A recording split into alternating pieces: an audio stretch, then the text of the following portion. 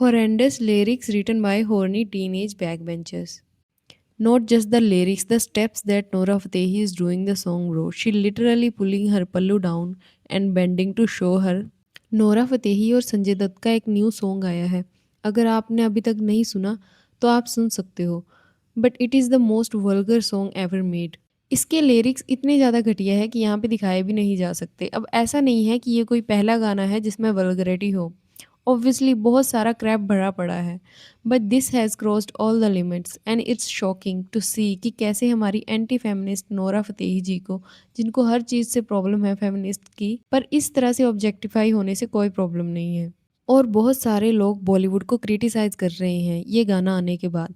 But ये एक Bollywood song नहीं है, ये कन्नड़ मूवी का सॉन्ग है। एक मूवी आ रही है केडी, ये उसका आइटम सॉन्ग है। बट हाँ, ये एक पैन इंडिया मूवी है, इसीलिए हिंदी में भी ये सॉन्ग रिलीज़ हुआ है। और सबसे अजीब बात ये है कि इसे राकीब आलम ने लिखा है, जिन्होंने पुष्पा का श्रीवल्ली सॉन्ग लिखा था। बट दैट डजंट मीन कि बॉलीवुड में कम वल्गैरिटी है। लोग बोल रहे हैं कि इस सॉन्ग को ओरिजिनली कन्नड़ा में लिखा गया है, बट अगर ट्रांसलेट किया जाए तो दोनों के लिरिक्स सेम हैं। ऐसे ही डबल मीनिंग उसमें भी है। बट ये हिंदी में और भी ज़्यादा चीप बन चुका है, इसलिए यहाँ पर ज़्यादा ओवर रिएक्ट हो रहा है। चलो एक टाइम के लिए मान लेते हैं कि मेकर्स को साइड कर दो, बट जो एक्टर्स हैं जिनको रेपुटेशन बना के रखनी होती है अपनी, वो देखते नहीं हैं कि क्या लिरिक्स हैं, कैसे परफॉर्म करना है। क्योंकि लिरिक्स तो चीप हैं ही, but dance steps are even more vulgar. कोई शब्द ही नहीं है कि किस बेशर्मी के साथ इतने इरिस्पॉन्सिबल वे में ये बनाया गया है। और सेंसर बोर्ड कहाँ है, यूट्यूब की गाइडलाइंस कहाँ हैं? क्योंकि मूवी तक तो ठीक भी था, चलो ए रेटेड हो जाएंगी मूवीज, सिर्फ अडल्ट्स ही देख सकते हैं। But what about the songs? ये तो इजीली अवेलेबल एंड एक्सेसिबल होगा ना सबके लिए। आई कांट इवन बिलीव कि ये चीज़ रैंडमली कभी भी टीवी पे आ सकती है। ये लेवल हो चुका है हमारी इंडस्ट्री का। और इससे इन्फ्लुएंस क्या होंगे लोग? इस तरह के आइटम सॉन्ग्स, वल्गर सॉन्ग्स भी एक बड़ा रीज़न है रास्ते में लड़कियों के साथ हरासमेंट होने का। क्योंकि ऐसी काफ़ी मूवीज़ है जिनमें ये सिखाया जाता है कि जब तक लड़की मान ना जाए तब तक पीछे पड़े रहो। और फिर इस तरह के आइटम सॉन्ग्स तो और भी डेंजरस हैं, इनसे भी बहुत इम्पैक्ट पड़ता है। और फिर ऐसे ही गानों के साथ माइनर लड़कियां भी रील्स बनाना शुरू कर देंगी, वो भी कोई शॉकिंग चीज़ नहीं है आज के टाइम पर। आपको वो स्कूल का वीडियो तो याद ही होगा जिसमें एक बच्ची ड्रेस पहनकर डांस कर रही थी आज की रात सॉन्ग पर। Because even some parents and teachers are ignorant and dumb. Singer Armaan Malik ने भी इस बारे में ट्वीट किया है, they showed up on my timeline, I had to replay it just to make sure I heard it right, sad to see commercial song writing hit a new low, I am genuinely at loss of words, I wish I could unhear it. ऐसे songs बनना कोई नई चीज़ नहीं है, पहले भी कई vulgar songs बन चुके हैं। बट आजकल आई फील ये लोग कुछ ज़्यादा ही डेस्परेट हो चुके हैं ऐसे शॉकिंग फैक्टर डालने के लिए अपने गानों में। लाइक तृप्ति दिमित्री का लिटरली आजकल हर दूसरा सॉन्ग, और मलाइका और हनी सिंह का ये सॉन्ग, और वशी रोटेला का ये सॉन्ग। तो लगता है आज के टाइम पर अटेंशन ग्रैब करना इजी नहीं है, क्योंकि हमारे पास बहुत सारे ऑप्शंस हैं, बहुत सारा कंटेंट है देखने के लिए। इसीलिए ये लोग इतनी ज़्यादा चीप हरकतें कर रहे हैं टू गेन सम अटेंशन। भले ही गालियाँ पड़ें, भले ही क्रिटिसाइज़ किया जाए, कुछ भी बोला जाए, बट एटलीस्ट व्यूज़ तो मिलेंगे। और हर बार यही होता है, ऐसी कोई चीज़ वायरल होती है, भर भर के क्रिटिसाइज़ किया जाता है, पूरी फीड भर जाती है, लगता है लोग बहुत ज़्यादा गुस्से में हैं। और फिर लोग देखते हैं तो उल्टा उनका ही फ़ायदा हो रहा होता है इसमें। तो हो सकता है कि ये लोग जानबूझकर ऐसी चीज़ें करते हों, because it's all about views now. This thing is beyond disgusting. अगर इस बार ऑडियंस ने सिर्फ क्रिटिसाइज़ करके छोड़ दिया तो ये बहुत ज़्यादा शेम की बात होगी। ये चीज़ आर्टिस्टिक फ्रीडम के नाम पर छोड़ी नहीं जा सकती। ये लोग पता नहीं किस तरह की ऑडियंस को टारगेट कर रहे हैं, but I can't even imagine कि ये सॉन्ग टीवी पर आएगा और फ़ोन पर भी ईज़िली कोई भी एक्सेस कर सकता है। बच्चे भी तो देख सकते हैं। ये लोग किस तरह से इन्फ्लुएंस करना चाह रहे हैं उन बच्चों को। एंड ऑब्वियसली पूरी टीम जो इस गाने से रिलेटेड है शुड बी ब्लेम्ड। बट यहाँ पे ना नोरा फतेही को सबसे ज़्यादा हेट मिल रहा है, क्योंकि ये उनका पूरा करियर है। और कभी भी नोरा फतेही को इतना ज़्यादा क्रिटिसाइज़ नहीं किया गया था उनके पास्ट आइटम सॉन्ग्स को लेके। बट इन्होंने एक टाइम पर फेमिनिज़्म के अगेंस्ट बहुत कुछ बोला था। इनको पता भी है फेमिनिज्म के बारे में, या सिर्फ ये ऐसी बातें इसलिए करती हैं बिकॉज शी नोज़ कि इनकी ऑडियंस कौन है।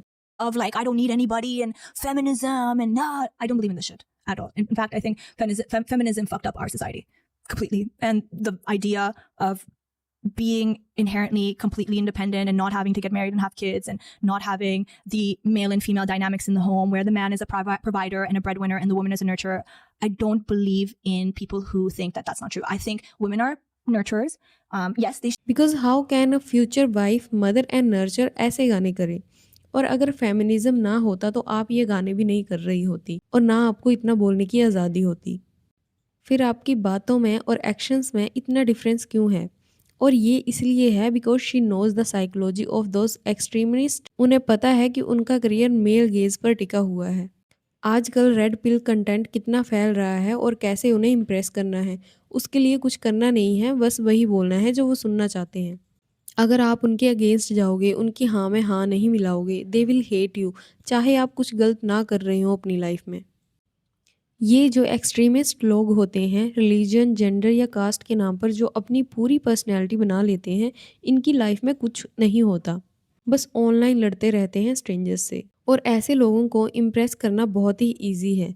जो करना है करो, बस इनकी हाँ में हाँ मिलाते रहो। और आपने देखा होगा कि ऐसी जितनी भी पिक मी पर्सनैलिटीज़ हैं जो फेमिनिज्म के अगेंस्ट है, वो पॉडकास्ट में जाके ये ज़रूर बोलेंगे कि हाँ, हम फेमिनिस्ट के अगेंस्ट हैं और लड़कियों को क्या पहनना चाहिए, क्या नहीं करना चाहिए, इस पे बहुत सारा ज्ञान देंगी। लेकिन वो अपनी लाइफ में इसके बिल्कुल ऑपोजिट कर रही होती हैं। सेम टैक्टिक्स बहुत सारे लोग यूज़ करते हैं वैलिडेशन लेने के लिए। नोरा को पता है कि उनका करियर किस वजह से चल रहा है और किन लोगों को वो उनको इम्प्रेस करना है। अगर वो फेमिनिज्म के अगेंस्ट है तो उनके एक्शंस में भी वो चीज़ दिखाई देनी चाहिए।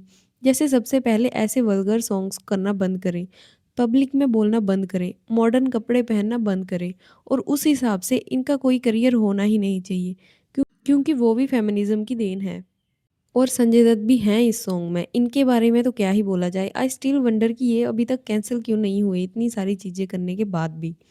उल्टा पूरी मूवी बना दी है अपनी इमेज को वाइट वॉश करने के लिए। और उसमें भी 300 गर्लफ्रेंड्स को फ्लेक्स कर रहे थे। इमेजिन ये चीज़ किसी लड़की ने बोली होती तो क्या होता। अभी कई लोगों ने इस गाने पर एफआईआर भी की है, कंप्लेंट फाइल की गई है मुंबई पुलिस के पास against the actor, producer, lyricist and creator responsible for publishing and promoting vulgar content. कहा गया है कि ऐसे ऑब्सेंस लिरिक्स ओपनली सर्कुलेट हो रहे हैं सोशल मीडिया पर। ये सोशल इन्वायरमेंट को पॉल्यूट करते हैं, यंग माइंड्स को नेगेटिवली इन्फ्लुएंस करते हैं और पब्लिक डिसेंसी को वॉयलेट करते हैं। फ्रीडम ऑफ एक्सप्रेशन को शील्ड बनाकर ऑब्सैनिटी को नॉर्मलाइज नहीं किया जा सकता। अब देखना ये है कि इस पर क्या एक्शन लिया जाता है। बट कुछ लोग बोल रहे हैं कि ये कन्नड़ा से हिंदी ट्रांसलेट होने की वजह से ज़्यादा वल्गर लग रहा है, विच इज़ कम्प्लीट रबिश। कोई इतना बेवकूफ़ नहीं है जो बिना सोचे समझे ऐसा लिखे। सबको पता है कि वो क्या कर रहे हैं। नॉट ओनली लिरिक्स बट ये घटिया डांस स्टेप्स भी। 66-year-old man, this is just beyond disgusting and very shameful. ये एक्सक्यूज़ तो बिल्कुल रबिश है कि उन्हें लिरिक्स का मतलब नहीं पता था। उनके पास हर चीज़ के लिए लोग होते हैं और ऐसा भी नहीं हो सकता कि हिंदी वर्ज़न आने पर पहले या बाद में इन्होंने एक बार भी नहीं सुना हो। मोस्ट प्रोबेबली पहले ही सुन लिया होगा बट स्टिल इन्होंने ये रिलीज़ कर दिया। So that's it for today guys. Let me know your thoughts in comment section about this. And video पसंद आए तो इसे लाइक करना and please subscribe my channel. Thank you.